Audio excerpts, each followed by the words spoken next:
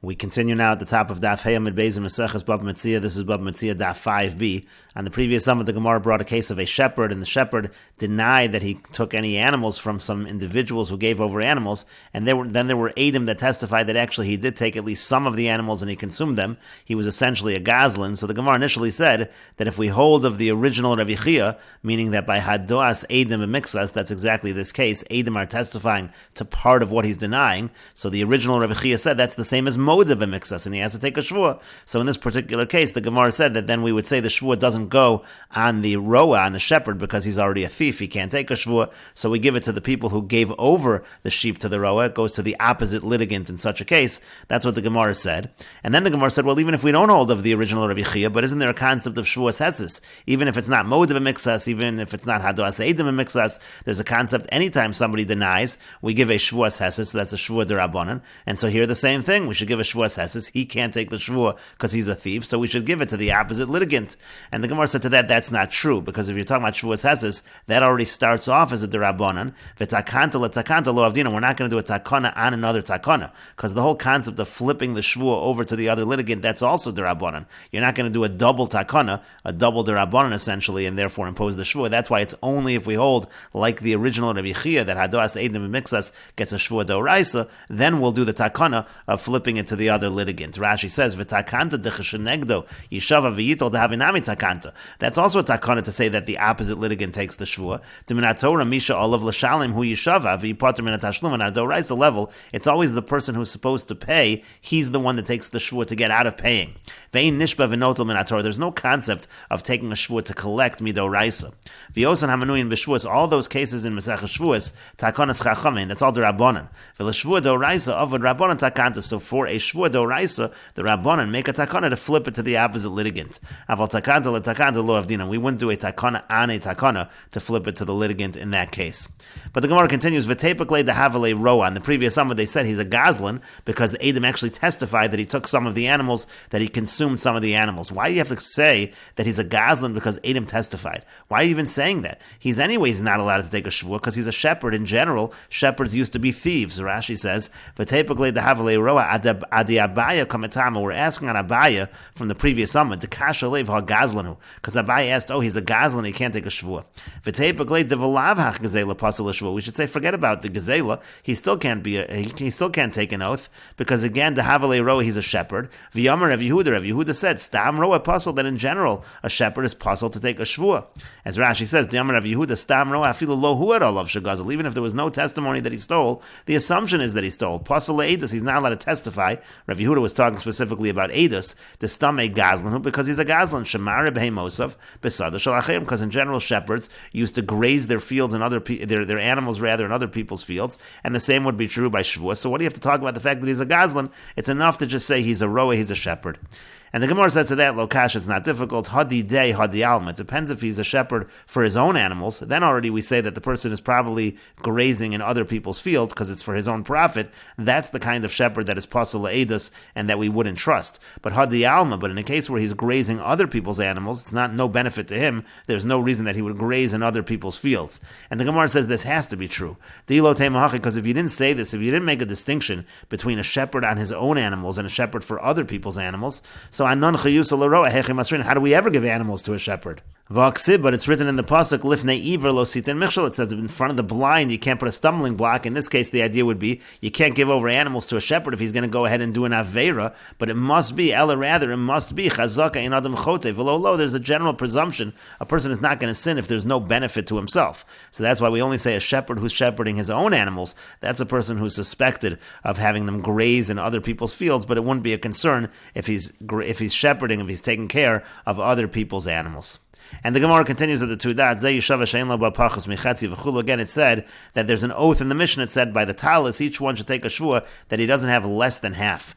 And so the Gemara says, al de isle mishtaba or al de lesle mishtaba. What exactly is going on over here? Is he taking a shvua on the part that he has? Is he taking a shvua on the part that he doesn't have? And Rashi explains the question, al de isle mishtaba or al de lesle mishtaba, is he taking an oath on what he does have, or is he taking an oath on what he does not have? Meaning as follows. Haboli shava velitol chetzia. Somebody's coming to take an oath in order to take half of the talis. Tzarachuli shava sheyesh lo ba chetzia. Does he need to take a shvua that he has half the talis? Oli shava she'ein lo ba pachos michetzia. Or maybe he takes a shvua that he doesn't have less than half. Now the issue over here is as follows. Shema ein lo ba klum. Maybe he doesn't have any of the talis. He's not in possession of any of it. So therefore, if he takes an oath and the formulation is he doesn't have less than half, so be'emes hunishba, he's actually taking a true oath because he doesn't have anything. He doesn't have less than half. Sharei ein lo klum, he doesn't have anything.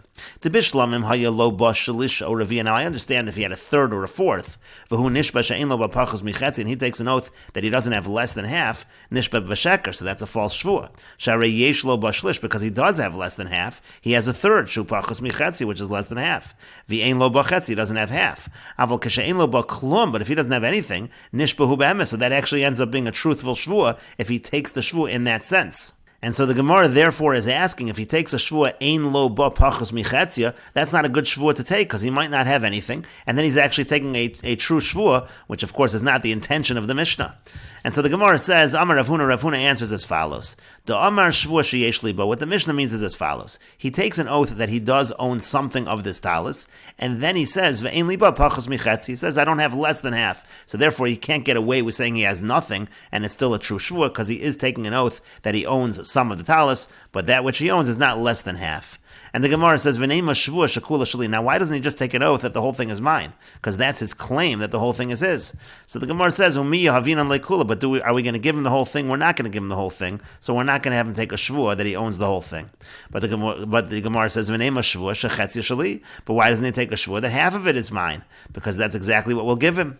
And so the Gemara says, "No, mara leila dibure," because then he's going to essentially go against what he's claiming. Because he claimed he has the whole thing, and now he's taking a shvua that he has half. That wouldn't work. So the Gemara says, "Hashtanami mara leila dibure." But here also, isn't he also ruining what he said? Because he's saying, "I don't have less than half," and he really claimed he has the whole thing. And so the Gemara answers to that, the Amar Kula Shali, what he says is, the whole thing is mine. V'ledivrechem, but according to you, that I can't have the whole thing, so Shvua Sheyesh Liba, I'm taking an oath that I do own part of this talis, ve'en liba pachos michetzi, and I don't have less than half. And the Gemara continues, but if both of them are holding the talis over here, Shvua Zulama, what is the purpose of this oath? Why don't we split it without a Shvua?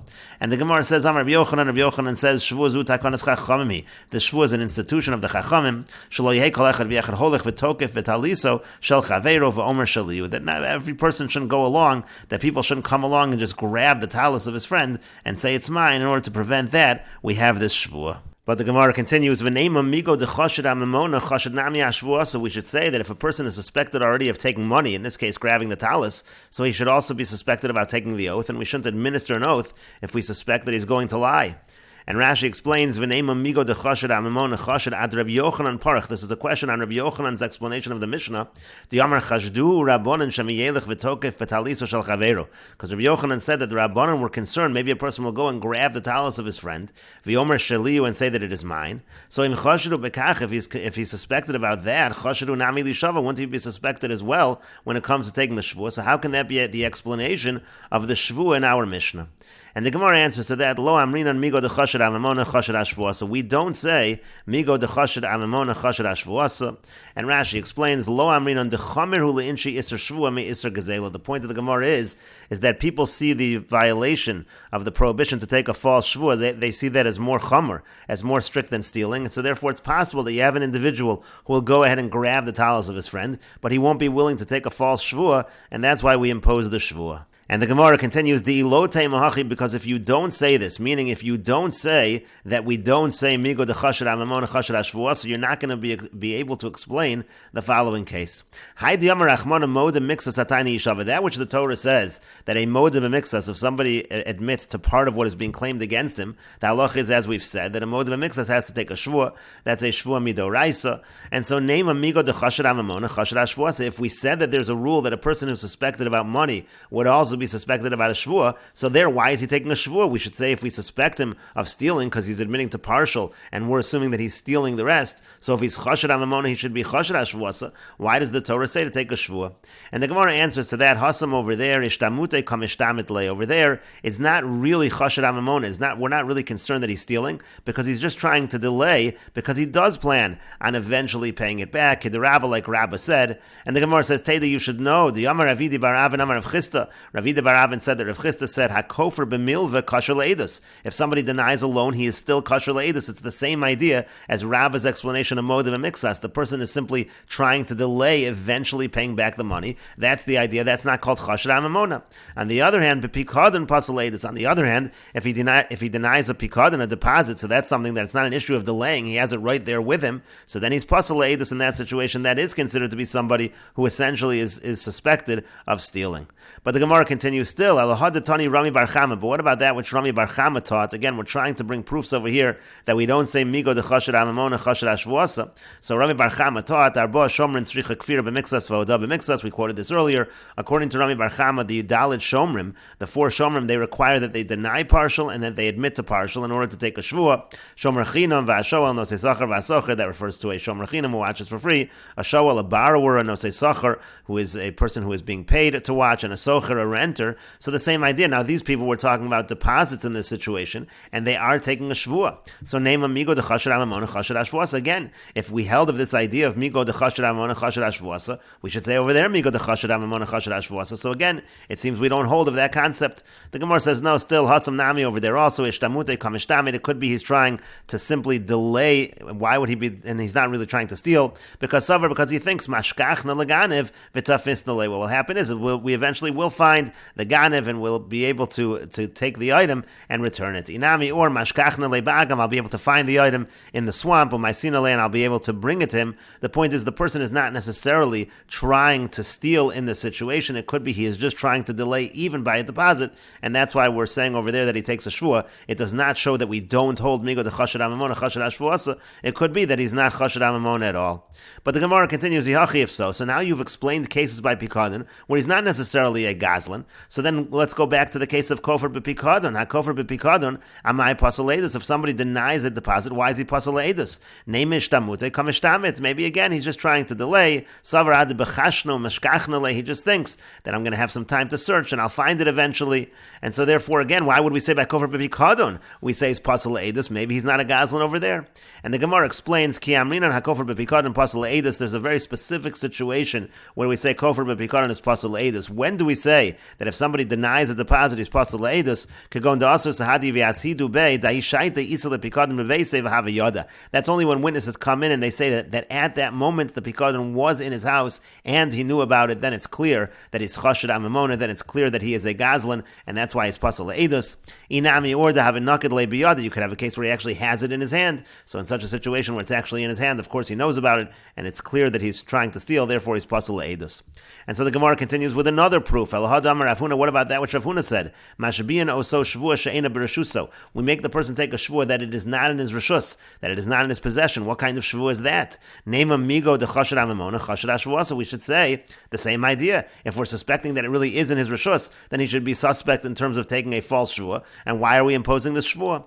And the Gemara says hasam nami over there also morav amar. He rationalizes and he says, in this case over here by the shvua she'ena b'reshusa, the idea is that he's going to give money back instead of the item. So he's rationalizing and he's saying to make koyahavnale, I'm giving money for it, so I'm not really stealing. He says this kind of rationalization to himself. That means he's not really chashad amamona. He's not really chashad amamona. So therefore, that's why we would impose a shvua. It doesn't necessarily prove that we don't say migo de chashad amamona chashad ashvuasa. But the Gemara continues. But in that case, if he's giving money, but it's still a problem of a violation of lo sachmod, he's desiring another person's object, and so therefore that should be a problem. If he's willing to violate lo sachmod, we should be suspect that he's willing to take the false shvu as well. And to that the Gemara says not necessarily. Lo sachmod leinshi below dmei mashmalahu. When people the way that people understand lo sachmod is that when they're taking the item without money, they don't think they're violating anything if they give money. So therefore, again, he's not really chashad amamona, so it is not a proof. And we'll take a look at Rashi over here. Ishtamute mishtamidle. He's just trying to escape from him. He's trying to evade him. Velo chashad amamona. He's not really suspected of stealing money. Kedarabba, like Rabba said, again, this was Rabba's explanation earlier of why a modeh b'miktzas takes a shvua. Damar le'eli said earlier, why does the Torah say that a modeh b'miktzas takes a shvua? And he goes on to say that a person is not brazen enough to fully deny it, etc. Teda, you should know, delab begazlan chashdinale. We're not suspecting that he's a gazlan. Ela b'shtamute bi'alma. He's just trying to evade from having to pay back right now, so he can find time, so he'll be able to pay back later. Again, you have a person who denies a loan. Eidim come and they say that he's really has denied it, but really he is chayiv. Kosher la'edus, he's kosher still to testify. Al malav da'atil lemigzle, because the point is he's not really intending to steal. The name al tashas eid chamas, then we'll say that we'll apply the pasuk to him that he shouldn't be an eid. El lishtamutay, but he's just doing it again to evade. He's trying to buy time so that he'll be able to pay back. Whereas bepikad and pasal eidus, when it comes to a deposit, he is disqualified from testifying. Because there's no point to evading. It's not something that should be spent. It's right here in front of us. If it was lost, he can just say that it was lost and he'll be potter. And Rashi continues, this is going on the case of the Dalit Shomrim. There we should apply the rule of chashad amamona, chashad ashvuasa, if that really was a rule. We're going on a situation where the person said it never happened. You never gave it to me. Kofar b'pikadon. That's the case of kofar b'pikadon. You can't say mishtamid over there. Chashad nami ashvu didasa, you should be chayiv on the shvu as well. And Rashi explains, the bishlama ashvu shomrin, dahu de katoin nensa. You can have various kinds of cases involving shomrim. So we can understand in a case, let's say where you have a shomer, and he says that it was nensa, he says there was an onus, the chayve rachman shvua. So there the Torah says he has to take a shvua, that there really was an accident. So there you could say, there you could say, it's not really a case where we're suspecting that he's stealing. Elashema pasha b'shmirasa, maybe he was actually just negligent in terms of watching it. V'chayev l'shalimon, so he really has to pay because of the fact that something happened. V'savar adhavali zuzi uparanale, and he figures when I get money, then I'll be able to pay back. Elohahid kfir, but the Gemara is asking specifically about the one of the person who's kofar who denies it totally. Havadai kofar bepikadon. Isn't that person certainly kofar bepikadon? Umeshakar, and he's a liar. Vehechem mashbinan le'allah. How do we give a shvu in that case? And the Gemara answered for that as well. Hasam nami ishtamute mishtamit sha'avda mimenu. Could be the same thing. Maybe it got lost. V'savar mashkachna leganim. In other words, he's denying it, but really maybe it got lost, and he's trying to find the ganef. And then the Gemara said, if so, bepikadon ikolamemer mishtamit. So if it's true that by a pikadon you can always say he's just trying to evade, so why do we say that by kofar bepikadon in general? The b'chashna chapis, maybe by kofar bepikadon in general, he's just going to look for it, etc. Hachi garsin and daishaita have a gabe velo gar saishaita de ishtaba, and the proper text is that at that time it was by him. In other words, the Gemara ultimately answered that the witnesses testify that he did have the item, and therefore we know he is chashad amamona. That's why kofar bepikadon in that specific case, where witnesses testify essentially that he was a gazlan, so then we say he's pasal le'edus. The Amar Rav Huna, because Rav Huna said l'kaman b'hamafkid gabe shilin v'lo ratzel lishava. Case of Rav Huna is later on in Parak HaMafkid. Let's say the person says that I want to pay, I don't want to take an oath. Really, I could take an oath and get out of it. He's a shomer. He could take an oath and get out of it, but he says he wants to pay anyway. So over there, Amar Rav Huna says in Bala Shalim that he does have to take a shvu. If he wants to pay, mashbiano so shvu she'ena b'reshus. So he does at least have to take an oath that it's not still in his reshus. Chayshinan shema ein of nasan, because we're afraid maybe he just liked the item, and so he figures I'll pay money for it. This is a good way that I can buy the item. I'll just say that instead of taking a shvu and getting out of it, I'll pay you for it. So we make him take a shvua she'ena b'reshuso. So there also we should say migo de chashad amamona chashad ashvuasa. And then the Gemara said no, hasam over there lo chashad amamona. He's not really suspected of stealing. Demori hatayra l'meimer, because there's a rationalization. Demei bo'ina l'meisov. He's saying I want to give money, and so therefore in his mind he's not really taking any money. He's not doing anything wrong in that regard. But maybe it's the kind of person who doesn't want to take a false shvua. But then the Gemara said haka'avar below sachmod. But isn't there still an issue that he's transgressing on lo sachmod? And if he's willing to transgress lo sachmod, we should trust him on a shvua. Mali chashad al lo sachmod, mali chashad al lo sigzol. What difference does it make if we suspect him about lo sachmod or lo sigzol, about not desiring, not coveting, or not stealing? Name amigo de chashad aleh, chashad ashvuasa. Again, we should say if he's suspected about that, he should be chashad on the shvua. And we will continue with this discussion in the next video on Daf Vav Amud Aleph.